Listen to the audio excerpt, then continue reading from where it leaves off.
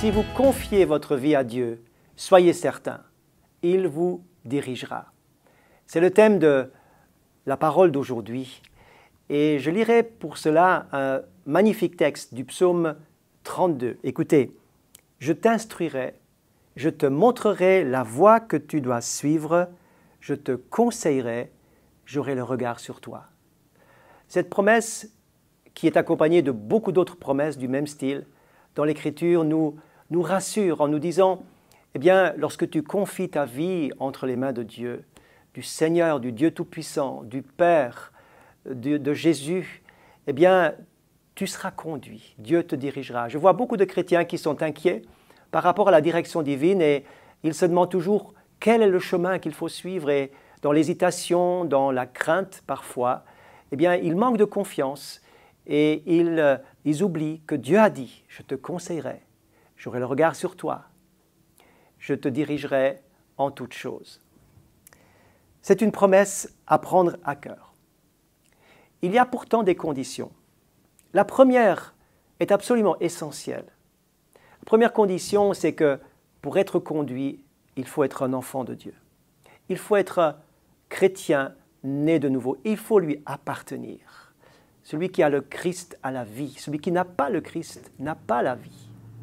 Voyez-vous, ce qui est important, c'est que cette promesse de Jean chapitre 1, verset 12, « À tous ceux qui l'ont reçu, à ceux qui croient en son nom, il leur a donné le pouvoir, c'est-à-dire le droit et le statut d'être et de devenir enfants de Dieu. » Et puis la parole de Dieu dit encore, « Tous ceux qui sont dirigés par l'Esprit de Dieu sont les fils de Dieu. » Si vous êtes fils et filles du Seigneur, le Saint-Esprit, qui habite dans nos cœurs, va nous conduire, va vous conduire. Donc, être un enfant de Dieu est tout à fait capital. Ensuite, il ne faut pas seulement avoir le désir d'être dirigé par Dieu pour ne pas se tromper, pour ne pas souffrir, pour ne pas rater sa vie, rater les embranchements et les directions à prendre, mais nous devons apprendre à aimer ce que lui aime.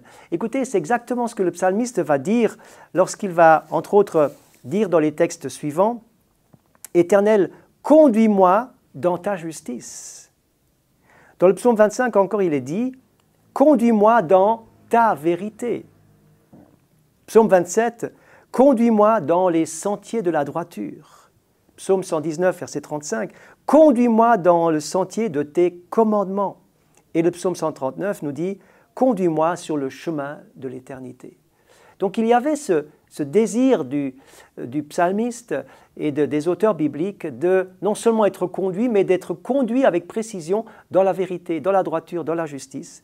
Ce sont des choses que Dieu approuve, que Dieu désire voir en nous. Seigneur, je veux être conduit dans la cible. Je ne veux pas juste être conduit pour ne pas me tromper, mais je veux être conduit dans la cible, dans le but, afin de réussir ma vie et afin que ma vie puisse te plaire. C'était la devise de l'évangéliste Billy Graham. Quel est le but de votre vie était la question posée. Eh bien, je veux plaire à Dieu. Jésus disait, je fais toujours ce qui plaît à mon Père. Plaire à Dieu, c'est un but à atteindre, c'est un but qui doit résonner en nous. Et j'aimerais être dirigé pour plaire au Seigneur. J'aimerais être dirigé dans sa vérité, dans son chemin, dans son obéissance, pour lui plaire. Le Seigneur se plaît à nous conduire. Il prend plaisir à nous conduire. Il prend plaisir à nous conduire parce que c'est son intention. Il a une intention. Il est dit qu'il a pour nous un plan bienveillant, un plan merveilleux et un plan bienveillant. C'est un plan que souvent nous ignorons. Souvent, nous ne connaissons que quelques éléments, voire rien de ce plan, mais nous savons que le Père Céleste a un plan bienveillant pour chacun de nous. Et vivre ce plan, entrer dans ce plan qui est conduit par une main invisible qui est sur notre vie, c'est juste merveilleux, c'est juste extraordinaire. De partir dans une vie, une aventure de foi, une expérience de foi, dans un chemin étroit, le chemin invisible aux yeux des hommes, mais visible dans la foi, eh bien ce chemin de la direction divine est juste merveilleux, car le Seigneur a un plan bienveillant pour chacun de nous.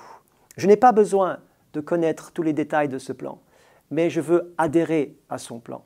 Je veux connaître la route. Et je voudrais vivement vous encourager à lire de manière systématique cette Bible, cette parole, afin de faire connaissance du plan.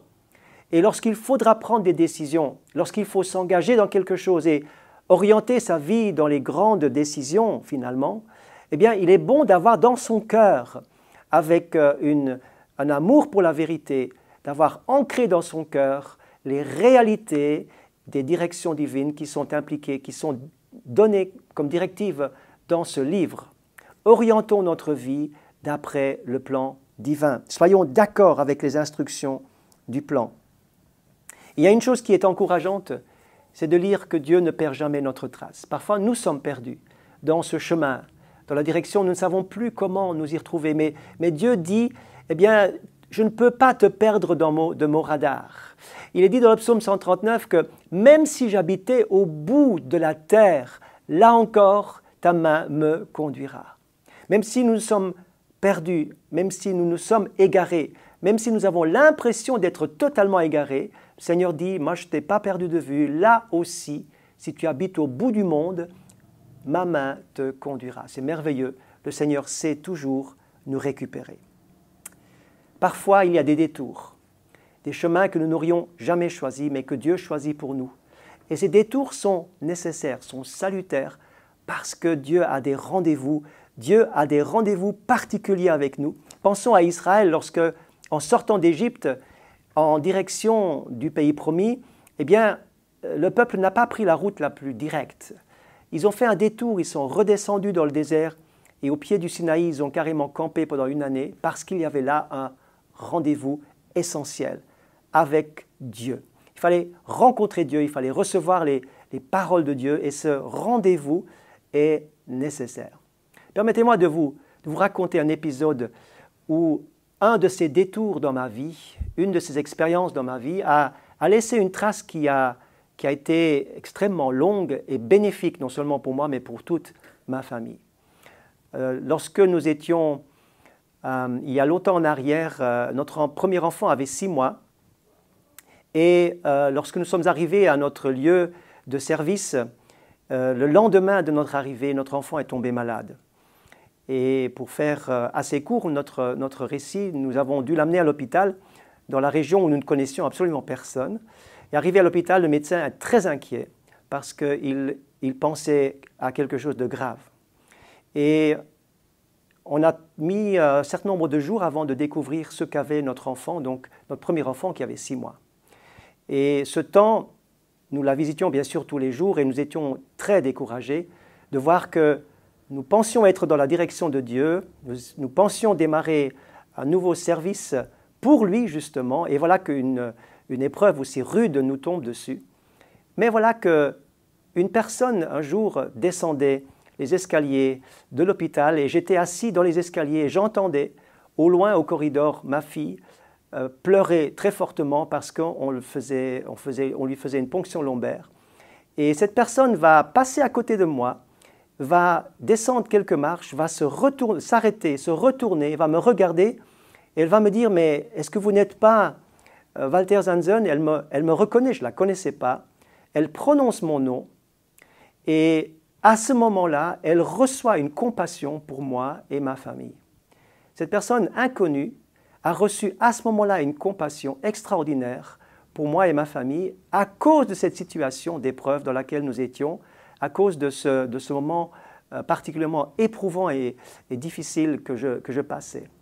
Et à partir de là, cette personne qui était une dame de l'Église, que je ne connaissais pas encore à l'époque, mais qui m'avait reconnu, va être la grand-mère qui va prendre soin de nos enfants pendant plus de 15 ans.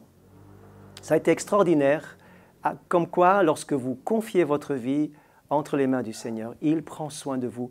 Même dans les moments où vous ne comprenez pas, où vous ne savez pas comment ça va se passer, le Seigneur sait toujours nous diriger.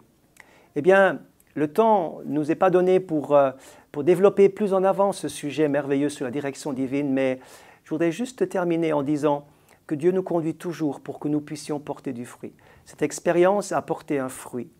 Et les expériences de la direction divine eh bien, portent du fruit dans notre vie afin que nous puissions partager nos expériences avec d'autres. Et je suis certain que vous aussi, vous avez bien des expériences à partager. Ne manquez pas de le faire.